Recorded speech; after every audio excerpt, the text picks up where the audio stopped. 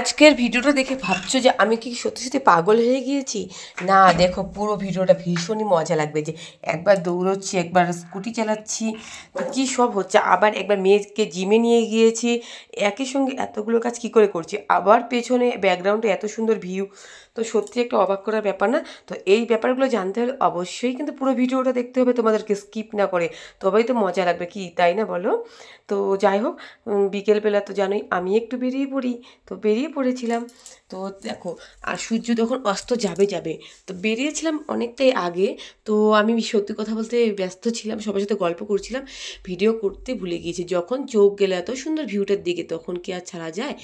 তো আমার সঙ্গে যে দিদিভাইটা ছিল, হ্যালো, এত সুন্দর ভিউ দেখে সেও আর থেমে থাকলো না, মোবাইল নিয়ে সেও ফটো তোলা স্টার্ট করে দিল। তারপরে দেখো ওই দিকে কাণ্ড, আমার মেয়েকে জিম টিম করাচ্ছি, তো সবগুলোতে উঠবে একবার করে, আবার ভয়ও পাচ্ছে। তো বাকিদের দেখাতে কি সে তো আর পারে না। তো যাই হোক, সেটা শেষ করলাম, তারপরে আবার কোথায় যাব কি করব দেখবো অনেক কিছু। সত্যি সত্যি এত সুন্দর সুন্দর দিনগুলো যে পার করছি, জানি না, মানুষের বলে না যে ভালো দিন যায়, যে যে দিনগুলো যায় সেগুলো বলে ভালোই যায়, যেগুলো আসে সেগুলোর যে জানি না কেমন হবে। তো যাই হোক, এরপরে দেখো এখান থেকে এখন আমি বেরিয়ে পড়বো। তো এটা ছিল একটা কেভি স্কুলের গ্রাউন্ড, তো গ্রাউন্ডের পেছন দিকটাতে গিয়েছিলাম, তো এখন সামনের দিকে আসছি। আর এই দেখো আমাদের ফৌজিবাবু চলে এসেছে, কারণ তার মেয়েকে নিয়ে অনেকক্ষণে বেরিয়েছিলাম, তো সেও একটা কাজে গিয়েছিল, দেখতে এসেছে তার মেয়ে কী করছে। তো তার মেয়েকে আমি রান করাচ্ছি কিনা, কারণ আমি রান করতে নিয়ে যাই তার মেয়েকে, কিন্তু সেটা না করে আমি যে কী করি আমি নিজেও জানি না।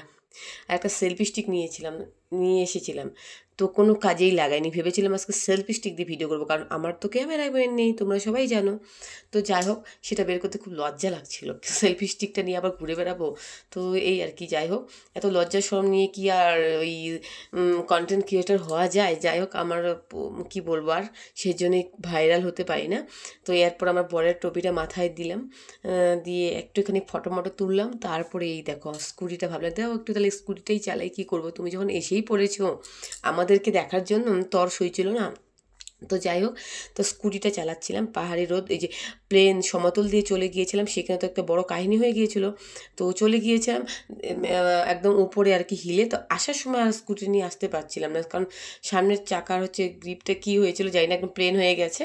তো স্কুটিটা ওদিকেই দাঁড় করে রেখে চলে আসি, এসে আমার বরের সামনে একটু রান করছিলাম, দেখাচ্ছি দেখো আমি কী সুন্দর দৌড়তে পারি।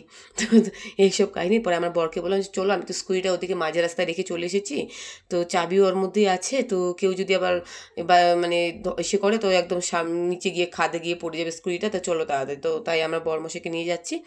আর আমার মেয়ে ওর আন্টির সাথে চলে গিয়েছিল আগেই। তো এখন আমরা ওই যে বাড়ি যাওয়ার পালা, দেখতেই পারছো একদম সন্ধ্যা হয়ে যাচ্ছে।